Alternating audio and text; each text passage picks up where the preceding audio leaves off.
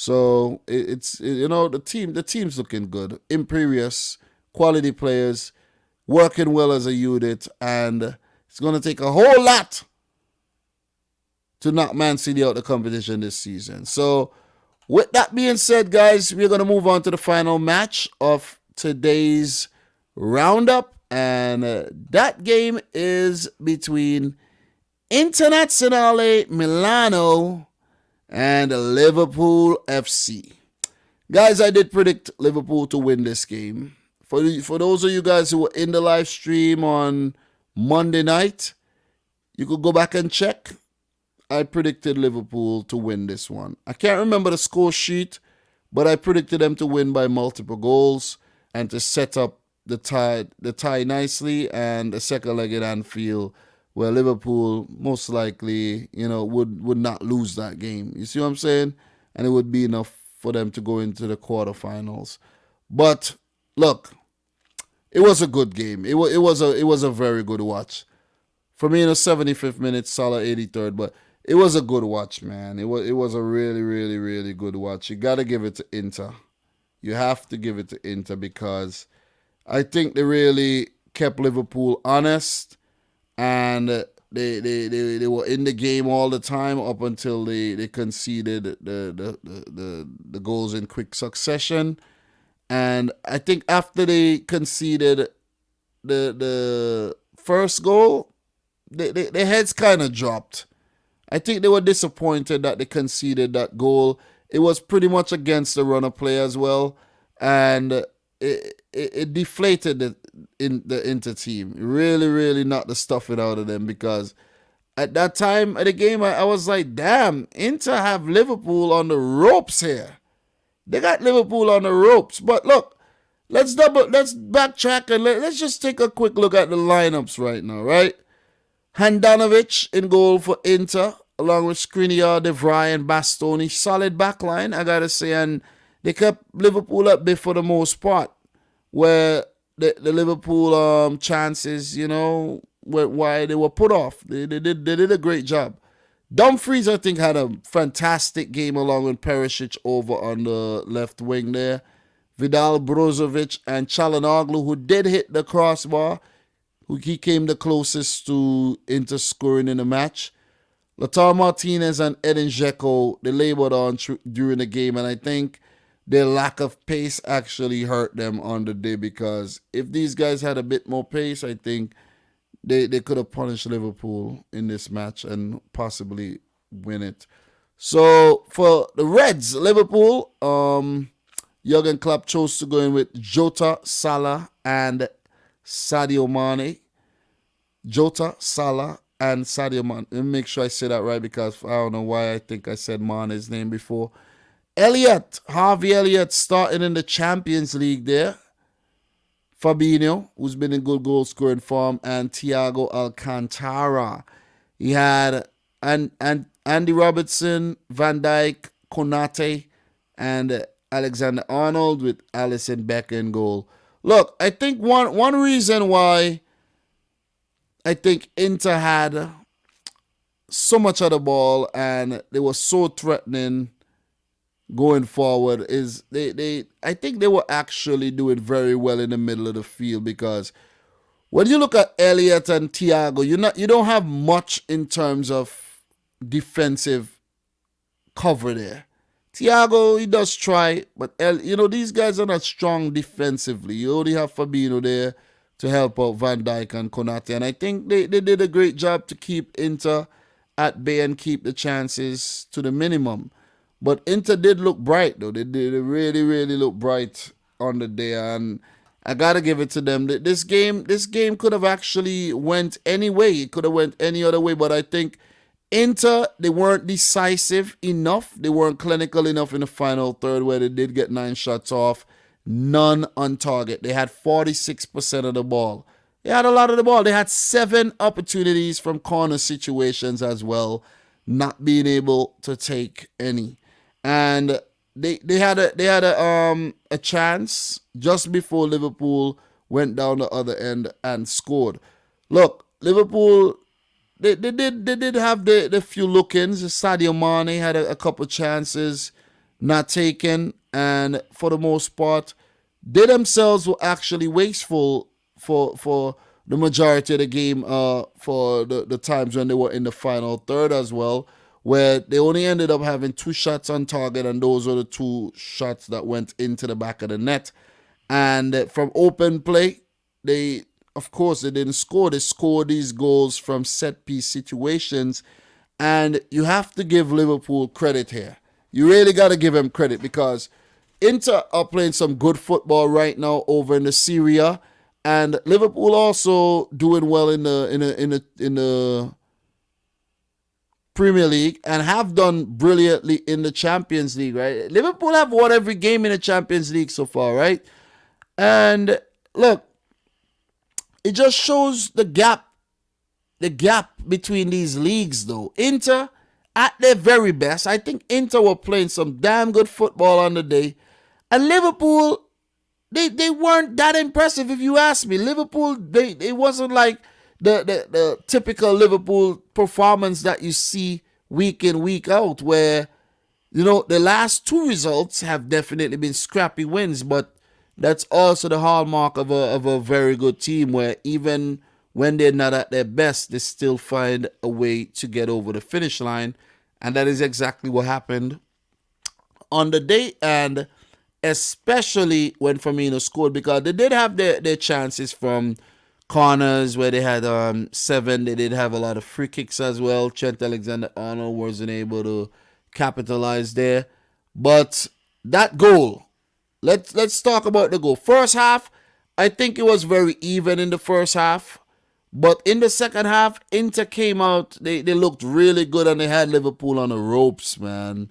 You know what I'm saying? And Inter probably thought that they were going to get something out of the game, maybe a draw to go to Anfield and pull off an upset. 15 minutes to go. And Firmino, he scored that opening goal. I think that was Robertson with the free kick, the corner. I heard Thierry Henry on the TV there because he was a pundit on Paramount Plus, CBS. And he said it was Trent Alexander-Arnold. I swear it was Robertson with the corner there. Yep, it was Robertson with the corner. And when you don't win that first ball, you don't win the first ball there, you're in trouble. You don't win the first ball, you don't win these second balls, you're in trouble. And that's, Liverpool have been the best team in the Premier League when it comes to taking corners and set pieces. They're leaders in that aspect. And usually it's Trent, but this time around, Andy Robertson took the corner. And Firmino, you got to give it to Firmino, where there's a stat where Firmino didn't score since October. And the only goal he scored since October was a goal in the cup against one of them weak teams. You know what I'm saying? So that's you gotta give Firmino credit for showing up. He was out injured. You gotta give him credit for just being dangerous. That's the thing about these guys. These guys are dangerous. You gotta give it to Jurgen Klopp as well for making the change, bringing on Firmino, making that change, taking off Jota, bringing on Firmino. And, it paid dividends, man. Another player who really changed the game when he came on, Luis Diaz. Look, I told you guys, I'm not going to say, I'm not going to be salty while you signed this. But from the get-go, I knew he was a good player, and it's a good signing, and he looked very, very bright, man. Very, very bright. He made things happen when he came on. Look, Salah, very quiet on the day, but who ended up getting the goal, the second goal to seal the deal? Mo Salah. And this was yet another goal from a set-piece situation, the second phase of the set piece, but nevertheless, derived from a set piece. And, Salah done the rest. As much as you try to keep him out the game, you can't keep him out the game, you know what I mean? So, good win for Liverpool. They didn't play at their best, and let's just keep it real. They didn't look at their best, but they managed to pick up the win here to basically seal the deal, because they go back to Anfield where they've been playing well at home. Yeah, it could happen. Inter could win there, and who knows, win the tie. But I don't think that's gonna happen, man. Seriously, that ain't gonna happen. That's definitely not gonna happen. you know, you know what I mean? Won't happen. So yeah, Liverpool fans would definitely be fancying their chances of winning the Champions League. I've been hearing things about quadruple going around these days. I don't know what kind of quadruple you guys are talking about, but carry on with the quadruple talk. You know what I'm saying? And the other thing I have to mention is Liverpool's squad is at their fittest right now, which makes them very dangerous. Very, very dangerous. Very fit. City's fit too. So it's on, man. It's on. It's on. You know, the Champions League is up for grabs. You guys are in the League Cup final. The FA Cup is still there. The league, I think the league is a wrap, though. I really think it's a wrap. You see what I'm saying? I think it's a wrap, but of course, you know, Man City can't afford to slip up in this.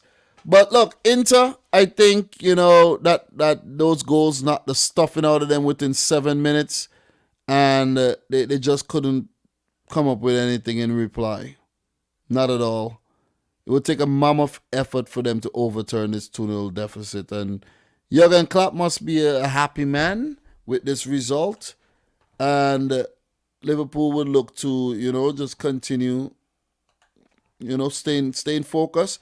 They have Premier League matches coming up within the next couple of weeks, and that's going to be the aim until they meet Inter again. So, look, this is a few insights here.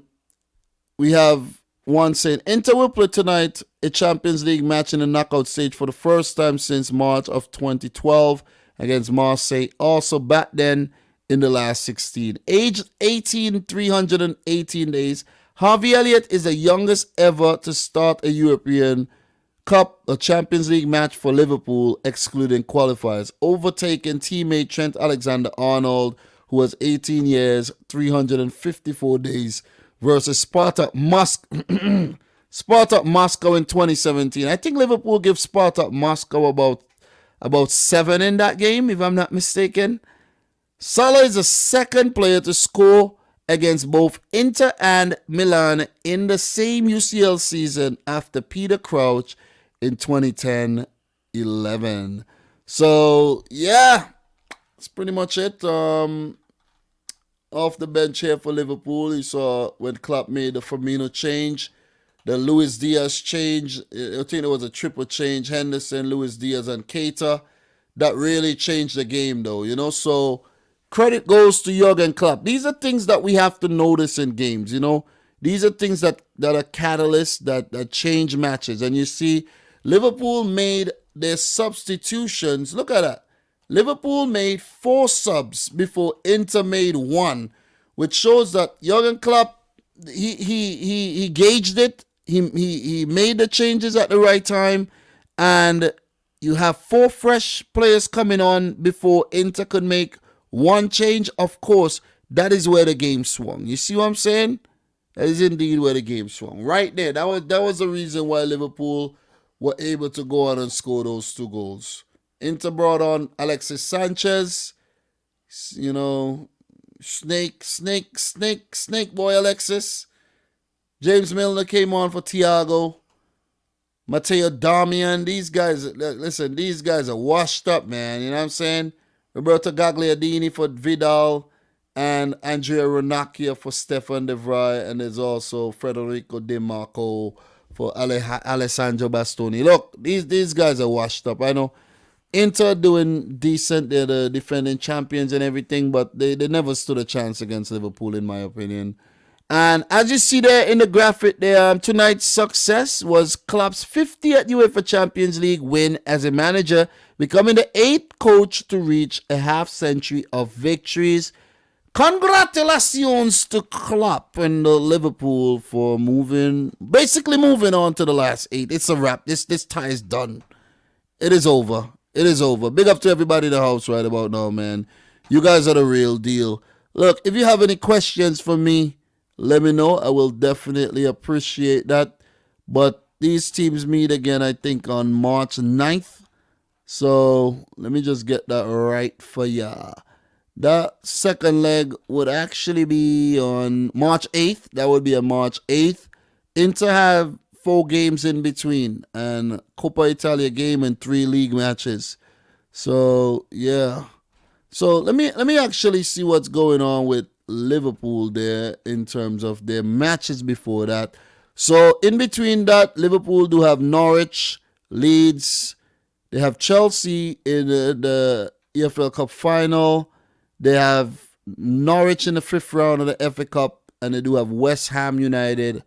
So that West Ham game, it's gonna be tricky though because that West Ham game could actually affect that game. But Liverpool should have enough in the tank to actually, yeah. And to talk about the Premier League too, that Champions League game could affect the Premier League in a way that the West Ham game is so important that Liverpool want to beat West Ham, of course, after losing to them early on. I was actually in Florida in the Everglades when that happened. And memories, memories. And Liverpool would have to, really manage their 11 they put out against West Ham and the way they approach the game because, but they could be so cautious that they end up and drop points and that could favor, a City fan like me. You know what I'm saying? That's what I'm getting at. That's what I'm getting at. So let me see. My wife did message me. Let me see what she's saying right now. Let me see. All right. Okay. So we do have some time here. Guys, if you have any questions, make sure you drop it in the chat. Do appreciate it, guys.